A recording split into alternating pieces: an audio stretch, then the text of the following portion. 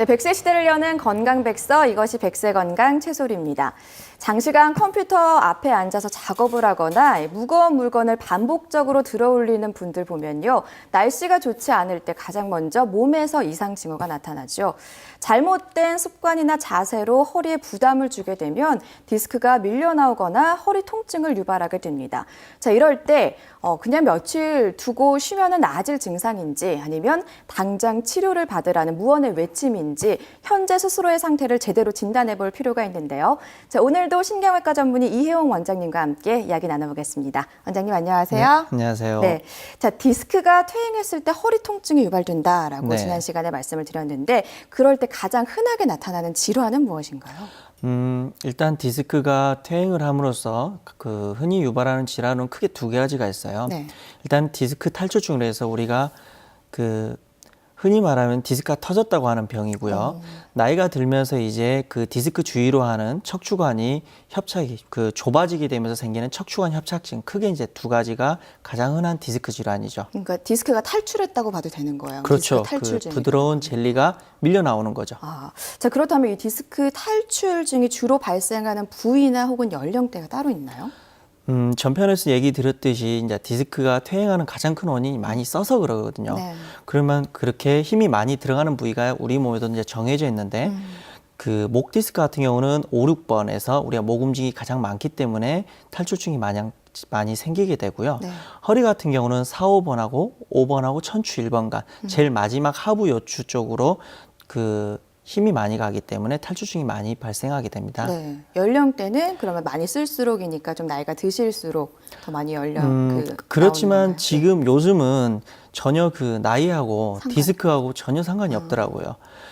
청소년기에 이제 척추 근육이나 그런 게 발달이 돼야 하는데 그게 충분히 않다 보니까 오히려 젊은 층에서도 꾸준히 빈도가 증가되고 있어요. 그렇군요. 그러나 이제 협착증 같은 경우는 뒤에 척추관이 좁아지기 때문에 그거는 이제 나이가 들면서 60대 이후에 가장 이제 호발을 하게 되는 거죠.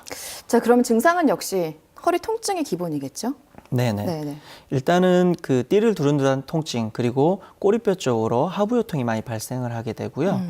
그게 이제 더 심해지게 되면 다리 쪽에 내려가는 신경을 누르기 때문에 사진을 잠깐 보여드릴 텐데 네.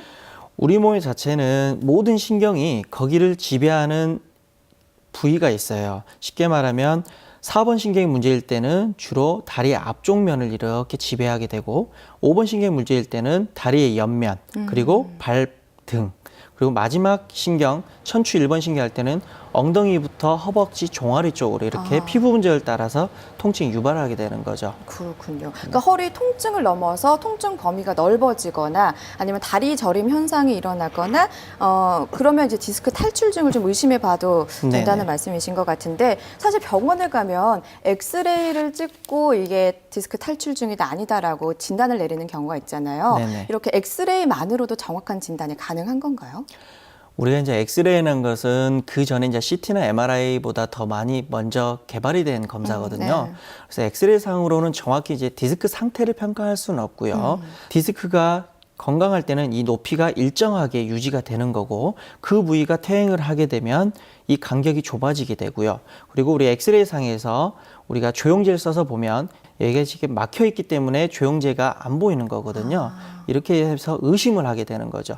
그래서 좀 더 이제 정밀하게 검사를 하려면 CT와 이제 MRI 검사를 하게 되는 거죠.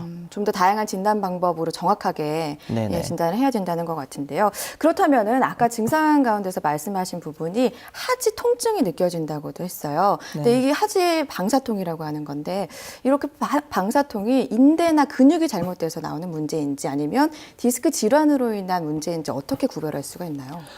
이거는 처음 왔을 때 환자분들이 표현을 하는 걸 보면 금방 알 수가 있어요. 다리 그 부위의 근육이나 인대가 문제일 경우는 예를 들면 팔로 설명을 드리면 그쪽이 근육이나 인대가 문제면 제가 환자분 어디가 아프신가요? 물어보면 이렇게 표현을 하거든요. 네. 그 부위를 만지게 되는데 디스크가 문제다. 즉 목 디스크가 문제되면 어디가 불편하세요? 하면은 전깃줄 타듯이 아까 보여드린 그 피부 분절을 따라서 통증이 이렇게 표현을 하세요. 네. 그렇기 때문에 환자분들한테 어디가 아프세요만 물어봐도 그 어떻게 표현하냐에 따라서 그게 신경이 문제인지 관절이나 인대가 문제인지 금방 구분을 할 수가 있습니다. 자, 그러면 지금 우리 백세건강을 시청하는 시청자분들께서 TV를 보면서 본인이 가진 증상에 대해서 좀 자가 진단할 수 있는 방법이 있다면 네네. 알려주세요.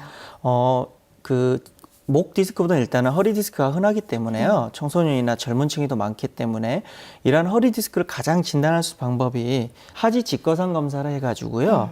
누워있는 상태에서 다리를 쭉 펴고 그 상태로 다리를 한 발씩 들어올리게 되면 그 디스크가 신경을 누른 부위를 들어올리게 되면 전깃줄 오듯이 찌릿찌릿한 느낌을 받게 되는 거거든요. 네. 이게 가장 쉽게 할 수 있으면서 디스크가 문제인지 평가할 수 있는 가장 이학적인 검사입니다. 누워서 다리 한쪽을 들었다 내렸다를 반복해 보면 알 아니요, 수가 있군요. 천천히 들어올리면 네. 정상 부위는 90도까지 들어올리게 되는데 그 신경이 문제인 부위는 한 3, 40도만 들려 다리가 땡기다고 표현을 해요. 네. 그리고 그래서 통증이 못 유발이 올리는군요. 그렇죠.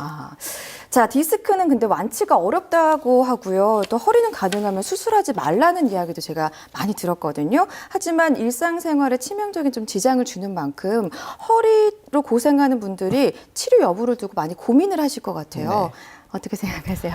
일단은 모든 사람들이 제일 먼저 염려하는 게 병원에 가면 요즘 이제 척추병원들이 많다 보니까 무조건 수술하라 네. 그 말을 들을까 봐 걱정을 하시는 거거든요.